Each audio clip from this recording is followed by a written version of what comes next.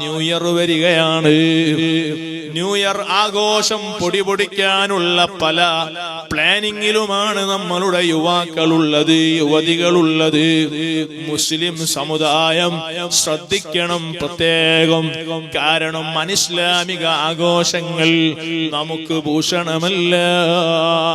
പുതിയ വർഷം വരുമ്പോൾ ആത്മീയമായ ചിന്തകളാണ് നമുക്കുണ്ടാകേണ്ടത്. എന്റെ ആയുസ്സിൽ നിന്ന് ഒരു വയസ്സുകൂടി കൊഴിഞ്ഞു പോയല്ലോ, ഞാൻ ഖബറിലേക്ക് അടുക്കുകയാണല്ലോ, മരിക്കാൻ എനിക്ക് സമയം അതാ കുറഞ്ഞുവല്ലോ, എന്റെ പാപങ്ങളെല്ലാം പൊറുപ്പിക്കാൻ എനിക്ക് കഴിഞ്ഞിട്ടില്ലല്ലോ. അതുകൊണ്ട് ഈ പുതിയ വർഷം വരുമ്പോ ഞാൻ തൗബ ചെയ്യട്ടെ, ഞാനൊന്ന് നന്നാവാൻ ചിന്തിക്കട്ടെ, ഞാൻ നന്മകൾ ചെയ്യുമെന്ന പ്രതിജ്ഞ പുതുക്കട്ടെ. ഇതാണ് പുതുവർഷ പുലരിയിൽ വിശ്വാസികൾ നിർവഹിക്കേണ്ടത്. അല്ലാതെ ആഘോഷങ്ങളുടെ പിന്നാലെ പോയി മദ്യത്തിനും മയക്കുമരുന്നിനും ലഹരിക്കും അടിമപ്പെട്ട് അതേ നാശനഷ്ടങ്ങൾ വിതച്ച് നാടിന്റെയും അതേ നാട്ടുകാരുടെയും സമാധാനം തകർത്താൽ നമുക്ക് രക്ഷപ്പെടാൻ കഴിയില്ല. ന്യൂ ഇയർ ആഘോഷത്തിന്റെ വേളയിൽ നമ്മളുടെ കേരളത്തിൽ കൂടുതൽ മദ്യം വിറ്റഴിക്കപ്പെടുന്നു, ലഹരി വിൽപ്പന ചെയ്യപ്പെടുന്നു എന്ന വാർത്ത എല്ലാ ന്യൂ ഇയർ വരുമ്പോഴും പത്രമാധ്യമങ്ങളിൽ കേരളീയരായ നമ്മൾ വായിക്കുന്നവരല്ലേ പ്രിയപ്പെട്ടവരെ? ന്യൂ ഇയർ വരുമ്പോ എന്തിനാണ് നമ്മളുടെ തലച്ചോറ്, നമ്മളുടെ മസ്തിഷ്കം, നമ്മളുടെ ബുദ്ധി, നമ്മളുടെ വിവരവും വിവേകവും നമ്മൾ നഷ്ടപ്പെടുത്തുന്നത്? നമ്മുടെ യുവാക്കൾ ശ്രദ്ധിക്കാൻ വേണ്ടി ഓർമ്മപ്പെടുത്തുകയാണ്. അല്ലാഹു നമ്മെ കാത്തുരക്ഷിക്കട്ടെ. സുബ്ഹാനല്ലാഹ്. അതുപോലെ ഇന്ന് ചെറുപ്പക്കാരായ സഹോദരീ സഹോദരന്മാരിൽ പുതുതായി ജീവിതത്തിലേക്ക് കടന്നു വരുന്ന ഒരു പുതിയ ദുശ്ശീലമുണ്ട്, ഒരു പുതിയ സംസ്കാരമുണ്ട്. അത് ഇസ്ലാമികമല്ല.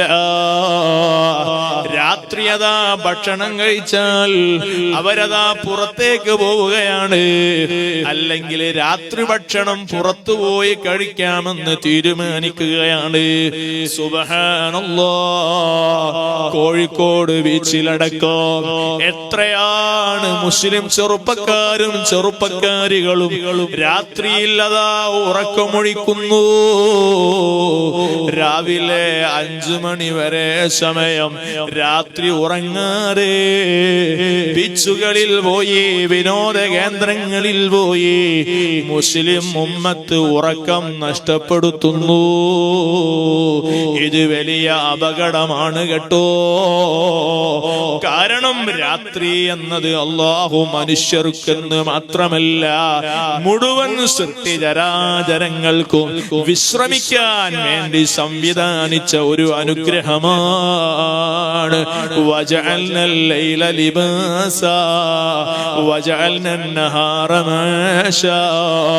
പകൽ നിങ്ങൾക്ക് ഉപജീവന മാർഗം തേടിപ്പോവാനുള്ളതാണ്.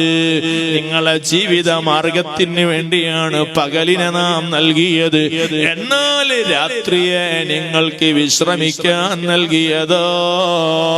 ചെറുപ്പക്കാരെ, വിശ്രമിക്കാൻ വേണ്ടി അല്ലാഹു രാത്രി തന്നെങ്കിൽ വിശ്രമമില്ലാതെ ഉറക്കം നഷ്ടപ്പെടുത്തിയാൽ അതേ രാത്രി നമ്മൾ ഉറക്കമൊഴിച്ച് വിനോദത്തിന് വേണ്ടി ബീച്ചിലും മറ്റ് വിനോദ കേന്ദ്രങ്ങളിലും പോയി രാത്രി സമയം തുലച്ചു കളഞ്ഞാൽ അത് മുഖേന എന്റെ ബുദ്ധിക്ക് മരിവെപ്പ് സംഭവിക്കൂ, നിന്റെ ഓർമ്മശക്തി നഷ്ടപ്പെടൂ, അതേ നിന്റെ ആരോഗ്യത്തിന് വലിയ കേടുപാട് സംഭവിക്കൂ. ഇസ്ലാം പറയുന്നു എന്ന് മാത്രമല്ല, ശാസ്ത്രവും പറയുന്നത് അത് തന്നെയാണ്. മനുഷ്യൻ ഉറക്കമില്ലെങ്കിൽ രോഗത്തിന് അടിമപ്പെട്ടു പോകും. അപ്പൊ രോഗം ഇല്ലാതിരിക്കാൻ, ആരോഗ്യത്തിന്റെ വീണ്ടെടുപ്പിന് വേണ്ടിയാണ് അല്ലാഹു രാത്രി നൽകിയത്. രാത്രിയിൽ ഉറങ്ങണം. നബി സല്ലല്ലാഹു അലൈഹി വസല്ലം തങ്ങൾ ഇശാ നിസ്കാരം കഴിഞ്ഞാൽ ദുനിയവിയായ സംസാരങ്ങളിലേക്കൊന്നും പോകാതെ വേഗം ഉറങ്ങാൻ പോകാറുണ്ട് എന്ന് ഹദീസിൽ കാണാം. അങ്ങനെയാണ് ഖൈറായ വർത്തമാനങ്ങൾ, ദീനിയായ കാര്യങ്ങൾ മാത്രമല്ലാതെ ദുനിയവിയായ ഒരു വിഷയത്തിലേക്കും ഇശാ കഴിഞ്ഞാൽ പിന്നെ നമ്മൾ മാറാൻ പാടില്ല. നേരത്തെ രാത്രി ഭക്ഷണം കഴിക്കുകയും നേരത്തെ ഉറങ്ങാൻ കിടക്കുകയും നേരത്തെ ഉണരുകയും ചെയ്യണം. അങ്ങനെ നല്ല ഒരു സംസ്കാരം, നല്ലൊരു ശീലം നമ്മളെ ജീവിതത്തിൽ കൊണ്ടുവന്നാൽ നമുക്ക് നല്ല ആരോഗ്യം വീണ്ടെടുക്കാം. നമുക്ക് അല്ലാഹു ജീവിതത്തിൽ വലിയ ബറക്കത്ത് നൽകുന്നതാണ്. അല്ലാഹു റബ്ബുൽ ഇസ്സത്ത് നമുക്കതിന് തൗഫീഖ് നൽകട്ടെ. നിങ്ങളെ നാട്ടിലുണ്ടോ ആ സ്വഭാവം? ഉണ്ടോ മോനെ? എന്നോടാ ചോദിച്ചു. ഇയാളോട് ആ ബാക്കിലുള്ള തൊപ്പിയുള്ള ടീഷർട്ട് ഇട്ട മോനോട് എത്ര മണിക്ക് കിടക്കൂ? എത്ര മണിക്ക് എത്ര സമയത്ത് മോന് ഉറങ്ങാറുണ്ട്?